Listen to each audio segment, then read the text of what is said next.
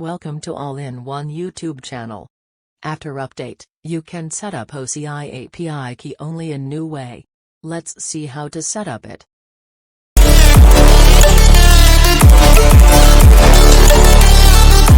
Now, we are going to set OCI API key. So, go to Oracle Cloud homepage. Now click on Profile icon. Click on My Profile. Scroll down.